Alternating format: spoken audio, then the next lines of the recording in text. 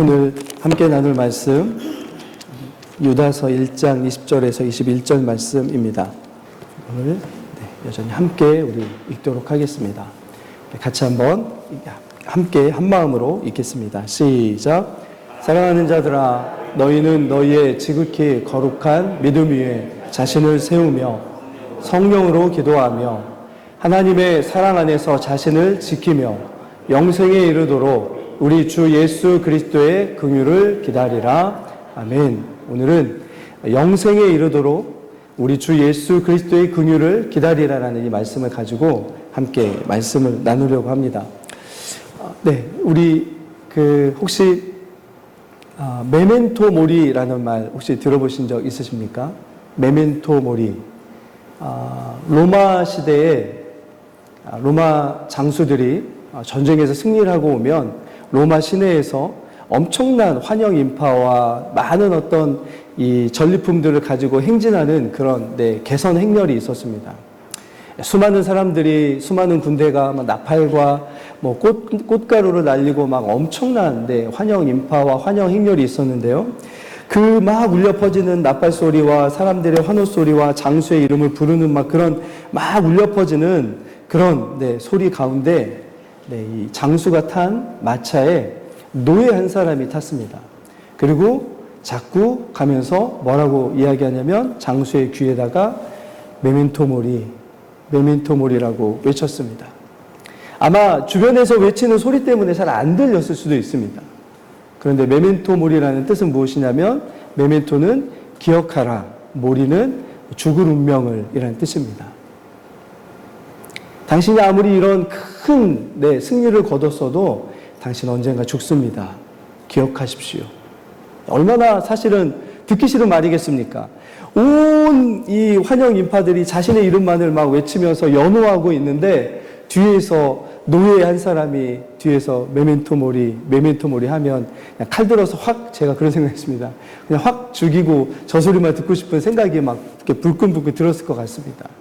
그런데 로마에는 노예가 늘 개선 장군의 차에, 이 마차에 타서 당신도 언젠가 죽습니다. 죽음을 기억하십시오. 라고 외쳤습니다.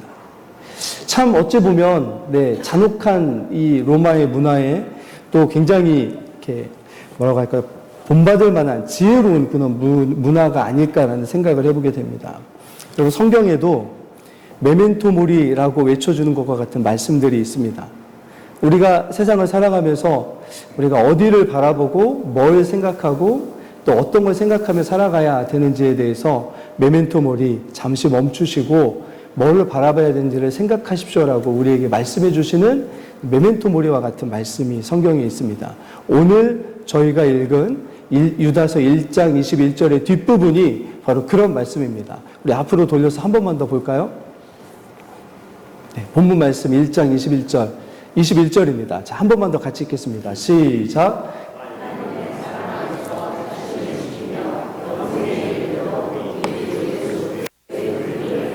여러분, 유다서가 쓰여졌을 당시가 예수님이 승천하신 다음에 약 한 30에서 40년쯤 흐른 다음이었습니다.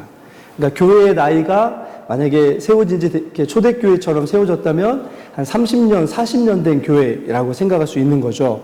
자, 그런데 그 당시에 교회 안에 여러 가지 거짓된 가르침들이 이미 막 공격하고 있었습니다. 교회가 노출이 됐고, 다음 시간에 보겠지만 상당히 많은 성도들이 이거에 전염됐습니다. 오염된 거죠. 듣기 좋은 이야기였습니다. 말씀이 이야기하는 것보다 훨씬 더 강력하게 사람들의 마음을 붙잡을 수 있을 만한 거짓된 가르침들이 교회 안에 이미 들어왔고 교회는 거기에 많이 노출되었고 그리고 여러 사람들이 거기에 공격당한 거기에서 넘어가는 일들이 안타깝게도 있었습니다. 자, 그런 교회를 향해서 교회가 어떻게 그것들을 지켜나가야 되는지를 지금 말씀하고 있는데요. 여러분, 그런데 성경을 한번 찬찬히 한번 쭉 읽어가다 보시면 성경의 특징 중에 하나가 있습니다.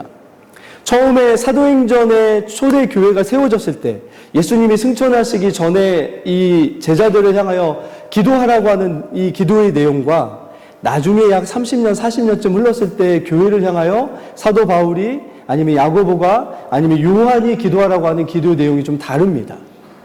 처음에 사도행전의 교회들은 뭘 기도했냐면 성령의 강력한 능력을 통해서 예수를 모르는 이들에게 복음이 강력하게 전파되는 것을 가지고 기도했던 교회였습니다. 이적과 기사와 능력이 나타나기 위해서 간절하게 기도했던 교회가 초대교회였습니다. 그런데 30년, 40년이 흐른 그 교회를 향하여 사도 바울도 그렇고 야고보도 그렇고 요한도 그렇고 오늘 유다도 그렇고 강력한 능력과 권능과 이적과 기사가 나타나기 위해서 기도하라는 말이 없습니다. 교회를 공격해오는 거짓된 가르침들과 이 세상에서 이제 당해오는 핍박과 박해가 지금 막 시작되는 때입니다. 그러면 그런 세상을 향하여 또 그런 공격을 향하여 방어할 수 있는 가장 강력한 무기는 뭘까라고 생각을 해보면 사도행전에 보면 처음에 사도 바울이 전도 여행을 갔을 때 구브로라는 곳에 갑니다. 그곳에 총독의 옆에 붙어가지고 점을 치며 이렇게 뭐라고 했죠? 이렇게 우상을 숭배하게 하는 박수무당이 한 사람이 있었습니다. 그 사람이 이름이 엘루마인데요. 엘루마를 향하여 사도 바울이 어떻게 하냐면 이 진리를 어둡게 하는 자야 하면서 어떻게 하냐면 그의 눈을 어둡게 해버립니다. 그런 능력이 만약에 교회에게 더 있다면 어떤 일이 일어날까요? 어떤 공격이 와도 뭐 그냥 눈을 멀게 해버리는 능력으로만. 그래서 기도할 때 어떤 거 기도하면 됩니까? 주님, 저희가 공격당하는데 뭐 로마 군대가 쳐들어와도 어떻게 기도하면 됩니까? 저들의 눈을 다 멀어버리게 해주십시오. 얼마나 편합니까, 여러분? 그런 기도 얼마나 사실은 또 이렇게 마음에 막 소망이 될 수 있는 기도입니까? 그런데 시간이 흐른 교회를 향하여 기도하라는 기도의 내용은 성령의 강력한 능력을 달라고 기도하는 게 아니고 성령의 충만함을 달라고 기도하라고 말씀합니다. 달라집니다. 이적과 기사와 권능이 나타나게 해달라고 기도하는 게 아니고 거룩한 삶을 살게 해달라고 기도하라고 말씀합니다. 그리고 나중에 성경이 마지막 쓰여진 요한계시록에는 성도들을 향하여 능력과 권능을 달라고 기도하라는 말이 나오지 않습니다. 그 대신 뭐라고 기도하라고 나오냐면 첫사랑에서 회복하도록 기도하십시오. 세상과 타협하지 않을 수 있도록 기도하십시오. 기도의 내용이 너무나 달라집니다. 그리고 어쩌면 우리는 이 땅에 복음이 전해진 지 지금 거의 1880년대 전해졌으니까요. 한 140년, 50년이 흐른 때입니다. 그러면 지금 우리 교회에 필요한 기도의 제목은 뭘까요? 여러분, 어떤 것을 기도해야 우리 교회가 교회답게 지켜줄 수 있는 능력을 얻을 수 있을까요? 우리가 살펴보는 유다서도 믿음의 도를 위하여 힘써 싸우라는 권면이 담겨져 있습니다. 당시의 교회는 다수가 아니었습니다.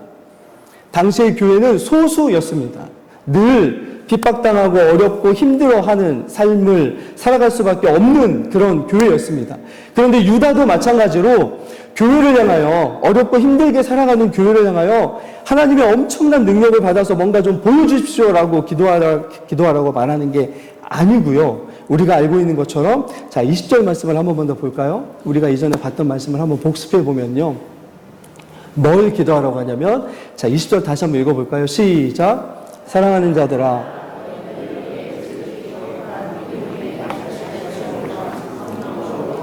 여기는 능력도 없고 기적도 없고 이사도 없고 다른 어떤 것이 없습니다. 믿음 위에 바로 서야 됩니다, 여러분. 기도할 때 성령으로 기도해야 됩니다. 성령의 뜻 가운데에서 성령이 인도하시는 대로 기도해야 되지 이런 어떤 것으로 말씀해 줍니다. 그러니까 뭘 이야기하냐면 삶에 대한 기도를 하라는 거죠. 삶이 없는 기독교는 기독교가 아닙니다, 여러분. 삶이 따라오지 않는 능력은 능력이 아닙니다, 여러분. 삶이 따라오지 않는 기도는 그걸 기도라고 할 수 있겠습니까, 여러분? 유다가 그런 이야기를 하고 있는 거죠.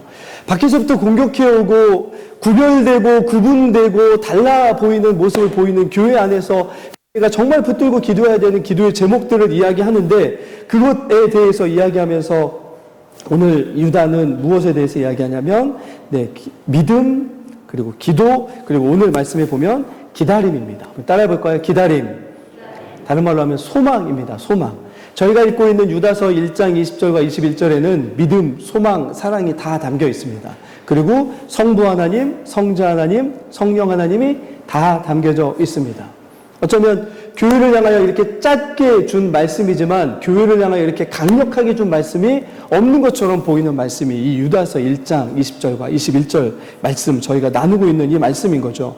그런데 교회가 교회답게 바르게 지켜나가기 위해서 뭔가를 해야 되는 것도 있지만 이 유다는 교회를 향하여 뭐라고 이야기하냐면, 우리 따라해 보겠습니다. 바르게 소망하십시오. 바르게 바라보라고 말합니다. 바르게 기대하라고 말합니다. 그게 메멘토 모리라는 그것과 연관되어 있는데요. 오늘 말씀에 보면 여러분, 오늘 말씀에 이 전체적으로 보면 이 유다는 교회를 향하여 이 21절에 보면, 다시 한번 보여주시겠습니까? 21절에 보면 영생에 이르도록 우리 주 예수 그리스도의 뭘 기다리라고요? 긍휼을 기다리라고 말씀합니다. 좀 이상하지 않습니까, 여러분? 교회가 교회답게 지켜나가기 위해서는 많은 것들이 필요합니다, 사실은. 많은 능력과 여러 가지 어떤 우리에게 필요한 여러 가지 요소들이 있습니다. 그런데 교회가 교회답게 바르게 지켜나가기 위해서는 오늘 말씀에 보면 뭐라고 하냐면 기다리는데 무엇을 기다리라고요? 긍휼을 기다리라고 말씀합니다. 더 큰 능력을 사모하십시오. 더 큰 어떤 이런 걸 사모하라고 하는 게 아니고 긍휼을 기다리라고 하는 말씀을 오늘 교회에게 주고 있는 거죠. 오늘 이것을 가지고 제가 좀 말씀을 나누려고 하는데요. 첫 번째 말씀에 보면 뭐 하라고 하냐면 기다리라고 말씀합니다. 믿음, 다음에 뭐 하라고요? 소망입니다. 소망. 다음 시간에는 사랑에 대해서 나눌 텐데요. 소망입니다. 그럼 교회는 뭘 소망해 가는 공동체인가라고 이야기할 때 오늘 말씀에 보면 기다리라라는 말씀이 있죠. 이 기다리라는 말은 무슨 뜻이냐면 그냥 단순히 얻기를 소망하라는 것이 아니고 늘 바라보고 늘 마음에 품고 살아가라는 뜻입니다. 그런데 이 말씀이 어떤 말씀하고 연관이 되어 있냐면 마가복음 15장 43절에 보시면 이런 말씀이 있습니다. 자, 한번 보겠습니다. 마가복음 15장 43절입니다. 같이 읽겠습니다. 시작. 요셉이 와서 당돌이 빌라도에게 들어가 예수의 시체를 달라 하니 이 사람은 존경받는 공회원이요 하나님의 나라를 기다리는 자라. 여기 기다리다라는 말, 이 단어가 성경에서는 주로 어떤 내용하고 같이 나오냐면 하나님의 나라를 기다린다라고 하는 때 이 기다린다는 말을 씁니다. 자, 그런데 하나님의 나라를 기다린다라는 말과만 쓰이는 게 아니고 또 있습니다. 자, 디도서 2장 13절인데요. 자, 같이 한번 읽어보겠습니다. 시작. 우리 크신 하나님 구주 예수 그리스도의 영광이 나타나심을 기다리게 하셨으니, 이 기다린다라는 말은 뭘 기다리라고 지금 말씀하고 있냐면 뭘 기다리라고요? 하나님의 나라와 그리고 어디를 바라보며 살아가라고 지금 말씀합니까? 어디를 기대하면서 살아가라고 말씀하시냐면 어디를요? 예수 그리스도의 영광이 나타나는 그때를 기다리며 살라고 말씀하는 거죠. 교회는 늘 이야기하지만 이 땅에 발 딛고 살아가는 공동체이지만 눈은 어디를 향하여 두고 살아가는 공동체입니까? 하늘을 향하여 두고 살아가는 공동체입니다. 그런데 그 하늘 중에 오늘 특별히 유다가 교회의 교회됨에 대해서 이야기하면서 어디를 바라보라고 말하냐면 예수 그리스도의 나타나심이 나타나시는 그때를 기다리라고 말씀합니다. 주님 다시 오시는 날을 기다리며 살라는 거죠.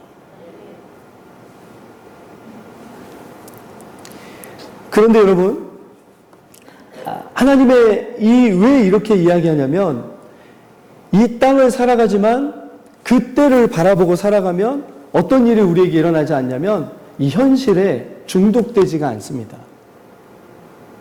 무슨 말씀인지 이해하시겠죠? 이 땅을 살아가지만 이 땅의 수많은 것들 속에 마치 예전에 연탄가스나 아니면 가스에 중독되는 경우들 있잖아요. 그런데 그것이 중독되는 이유가 무엇입니까? 눈에 잘 보이면 중독되지 않습니다. 그런데 가스의 특징이 무엇입니까? 무색이죠. 안 보입니다. 그렇기 때문에 그것이 새어 들어와도 대비하지 못하고 중독되는 경우가 많습니다. 반대로 우리가 살아가는 현실은 너무나 눈에 잘 보입니다. 그런데 마치 무색의 가스처럼 어느 순간에 우리의 마음과 우리의 눈이 어디에 중독이 되냐면 이 세상의 현실 속에 중독되는 일들이 일어나는 거죠. 우리가 그게 중독인지도 모르고 살아갈 때가 있습니다. 그런데 그 눈을 들어서 어디를 바라보라고요? 주님 다시 오시는 그날을 바라보라고요. 그러면 뭐에 빠지지 않을 수 있습니까? 이 세상의 현실이 주님 오시는 그날 우리에게 일어날 일과는 아무런 연관이 없고 아무런 도움이 안 되고 아무런 역할을 하지 못한다는 것을 깨닫게 되기 때문에 뭐에게서 벗어날 수 있습니까? 이 현실에서 우리의 마음을 중독으로부터 벗어나게 만들어주는 거죠. 그렇지 않으면 교회는 교회다움을 지킬 수가 없습니다. 이 현실에 중독된 우리의 마음과 이 현실에 중독된 우리의 눈을 가지고 하나님의 이 맡겨주신 어떤 사명과 교회다움을 지켜낼 수 있다? 너무나 큰 착각입니다. 교회가 현실에만 눈을 두고 살아갈 때에는 영적인 마비가 오기 때문에 여기에서 중독에서 벗어날 수가 없는 거죠. 아까 여러분, 로마의 장수가 그 엄청난 환영 인파가 자신의 이름을 막 부를 때 주변에 있는 노예가 뭐라고 이야기한다고요? 메멘토 모리, 죽음을 기억하십시오. 네, 주님도 마찬가지입니다. 우리가 살아가는 이 현실 속에서 현실에서 주는 수많은 것들이 때로는 화려함일 수도 있고 때로는 비참함일 수도 있습니다. 그러나 그것이 화려하든 그것이 비참하든 상관없이 주님은 뭐라고 말씀하시냐면 그것은 하나님 나라와 아무런 관계가 없음을 기억하며 살아야 돼. 이게 주님이 우리에게 늘 말씀하시고 싶은 겁니다. 주님은 우리가 바라봐야 될 것을 제대로 바라보며 살아가기를 소망합니다. 그렇지 아니하면 우리가 얻을 수 없는 것들이 너무나 많아집니다. 그래서 이런 영적인 마비가 왔을 때 우리를 중독에서 벗어나게 해주는 해독제와 같은 그죠? 이런 것들이 무엇이냐면 오늘 이런 우리에게 주신 말씀입니다. 자, 그러면 그때 주님이 다시 오시는 그때를 기다리라고 말씀하시는데 때때로 우리는 주님이 다시 오시는 그날 우리가 하나님의 나라에서 얻을 수 있는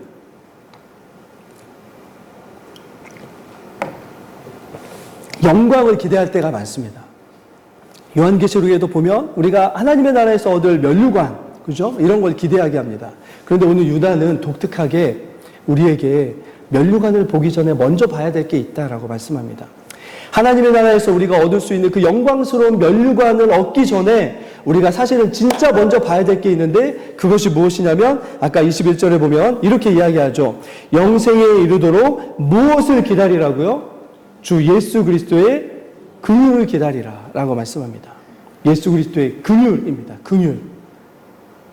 왜냐하면 이제 이 긍휼에 대해서 말씀하고자 하는데요. 이 긍휼이라는 말이 성경에 이 자비 아니면 뭐 인자 이런 말들로 나오거든요. 그런데 구약에 보면 이 말씀들이 굉장히 많이 나옵니다. 구약에서 나오는 이 긍휼이라는 말을 구약의 말로 바꾸면 혹시 여러분 들어보셨습니까? 헤세드라는 말을 혹시 들어보셨습니까? 헤세드. 아낌없이 주는 하나님의 무한하신 자비. 그러나 언약에 신실하신 하나님이 끝까지 변치 않으시고 주시는 하나님의 사랑. 이것을 헤세드라고 부릅니다. 이 헤세드가 오늘 주님의 긍휼이랑 같은 말로 쓰입니다. 그런데 왜 교회를 향하여 이런 어떤 긍휼이라고 이야기하냐면 여러분 성경에 보면 마지막 주님이 이 땅에 오셔서 하시는 일이 무엇입니까? 주님이 오셔서 우리에게 바로 면류관을 씌워주십니까? 그렇게 이야기하지 않습니다. 주님이 이 땅에 오셔서 하시는 일이 무엇이냐면 하나님의 정권을 위임받아 온 세상 사람들을 심판하시는 심판의 자리가 있을 것이라고 말씀합니다. 그리고 예수 그리스도는 그 자리에 무엇으로 앉으십니까? 우리를 심판하시는 심판의 주로 앉으십니다. 여러분 그런데 이 긍휼이라는 말이 어떤 말이냐면 재판정에서 어떤 재판장이 너무나 형편이 어려워서 마치 어쩔 수 없이 범죄를 저지르는 여러분 혹시 그 장발장이라는 그 소설을 혹시 읽어보시거나 들어보셨습니까? 자기 조카 7의 배고픔을 견디다 못해서 밖에 나가가지고 돌아다니다가 빵집에서 이 빵을 보고 빵 한 조각을 훔치다가 잡혔습니다. 몇 년 형을 받았는지 혹시 아십니까? 네, 저는 알고 있습니다. 어제 봤거든요. 19년입니다. 19년. 빵 한 조각을 훔쳤는데 19년의 형을 받았습니다. 너무나 잔인한 세상이죠. 여러분, 그런데 그 이유는 뭐냐면, 그런 만약에 범죄자가 오면 재판장이 어떨까요? 그 죄인을 향하여 어떤 마음이 들까요? 바른 재판장이라면. 그때 재판의 자리에서 재판하는 판사가 그런 죄인을 향하여 가지고 있는 마음이 뭐냐면 긍휼입니다. 참 안타깝다. 그래서 어떤 판결이 내려질까요? 네. 벌금 50만 원, 땅 하는데, 그런데 이 사람은 사회적인 어떤 문제 때문에 어쩔 수 없이 저지른 이런 것이기 때문에 그것을 국가가 배상한다. 뭐 이런 판결이 내려져야 마땅하지 않겠습니까? 이게 긍휼입니다. 어떤 거냐면, 마지막 날 우리가 주님 앞에 섰을 때 우리가 주님 앞에 설 수 있게 하는 유일한 이유가 무엇이냐면 예수 그리스도의 긍휼입니다. 다른 것은 우리를 주님 앞에 세워주시게 할 수 있는 것이 아무것도 없습니다. 주님이 우리를 긍휼로 여기시는 마음이 아니고는 그 하나님의 심판대 앞에 설 수 있다고요? 없다고요? 아무도 설 수 없다고요. 지위 고하를 막론하고 여러 가지 어떤 것들, 아무런 것도 주님의 심판대 앞에서는 영향을 줄 수가 없습니다. 오로지 주님의 심판대 앞에서 우리를 주님의 심판대 앞에 심판의 자리에 서게 하는 것이 아니라 인자와 긍휼 안에서 여러분 영생의 자리로 서게 하시는 것이 무엇이냐면 예수 그리스도의 긍휼입니다. 긍휼. 그 긍휼 때문에 우리를 십자가에서 우리의 죄를 사하시고 이 땅에 오셔서 우리를 하나님의 자녀 삼아주시는 일들을 해주신 거죠. 그래서 여러분, 이게 왜 메멘토몰이냐면, 우리의 삶이 계속 현실에 눈두고 자꾸 중독되려고 하는 순간순간마다 이 땅에 오셔서 우리에게 베풀어 주신 예수 그리스도의 긍휼을 생각해야 됩니다라고 하는 마음이 우리 안에 계속해서 떠오르는 거죠. 주님이 우리에게 그 긍휼, 영생을 주시기 위해서 행하셨던 그 일들이 얼마나 큰지를 생각하며 세상을 본다면 뭐에서 벗어날 수 있습니까? 세상에서 주는 중독의 위험에서 어떨 수 있다고요? 우리를 지켜줄 수 있다고요. 교회는 그렇게 지켜가는 공동체입니다. 주님의 긍휼을 생각하며 지켜가는 공동체인 거죠. 그리고 두 번째는 다시 한번 말씀을 보여주시죠. 그것이 어떤 긍휼이냐면, 자, 한 번만 더 영생에부터 읽겠습니다. 시작.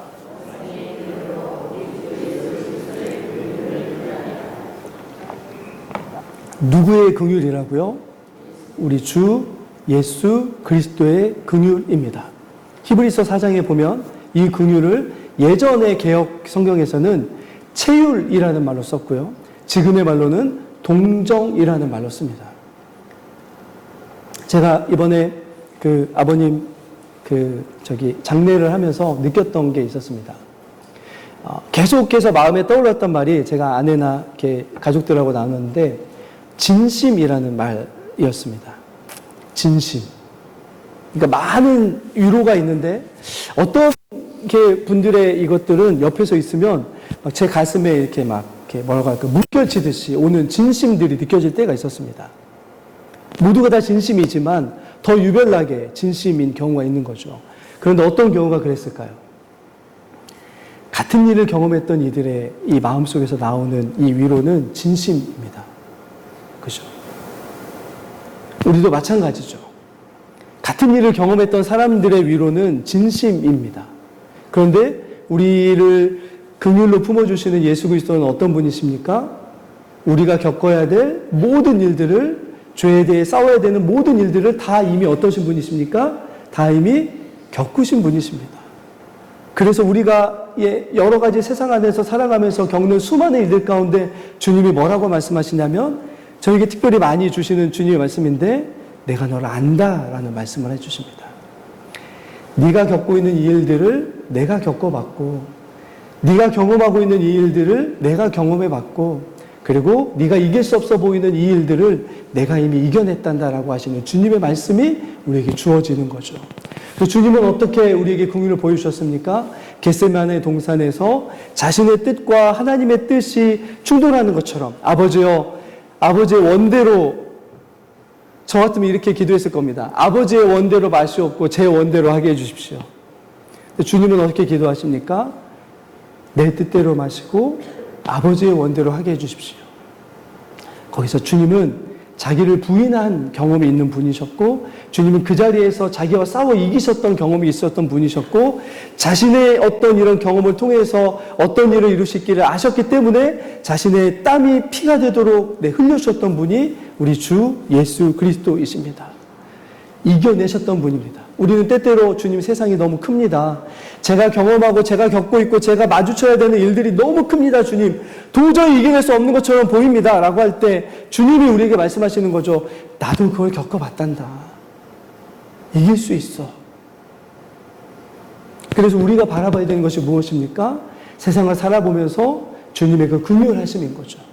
우리를 같은 마음으로 품어주시고 같은 은혜로 우리를 바라봐 주시고 우리를 그렇게 바라보시면서 내가 너에게 경험했던 것을 나눠주며 이겨나가게 할 거야 라고 말씀하시는 그런 주님의 은혜가 우리 가운데 있기 때문에 우리가 어떻게 할 수 있습니까? 교회다움과 성도다움을 지켜나갈 수 있는 거죠. 그렇다고 해서 다음 시간에 말씀을 나눠야 되는 거지만 여러분 우리가 주님 오실 때 그 주님의 심판대 앞에 설 때 우리에게서 보여져야 될 것이 있습니다.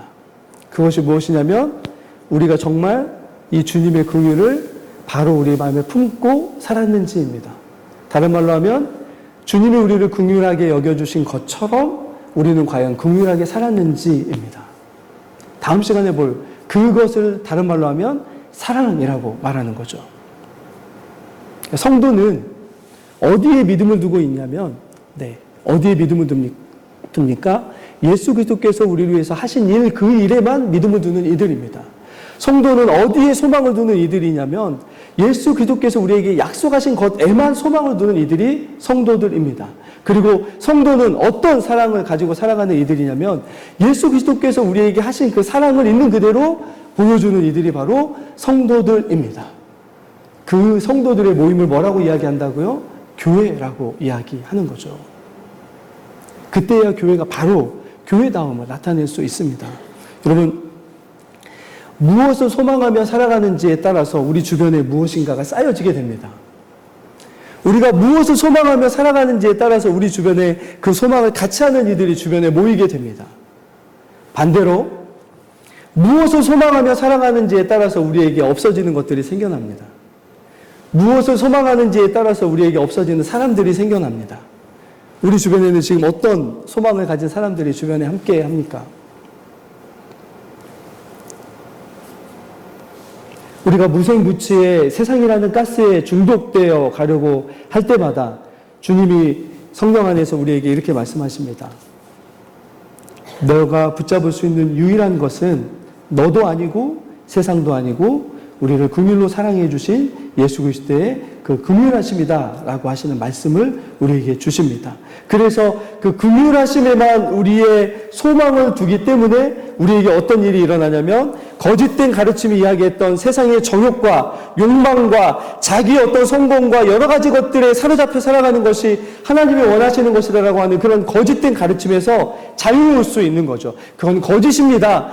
우리가 가지고 있는 믿음과 소망과 사랑으로 바라본다면 그것은 거짓된 가르침이다라고 외칠 수 있는 교회가 될 수 있는 것이 바로 이런 참된 믿음과 소망 안에 살아가는 거죠. 그래서 우리에게 주신 약속이 무엇이냐면 유다서 1장 24절입니다. 뒤에 있습니다. 유다서 1장 24절 같이 한번 읽겠습니다. 시작.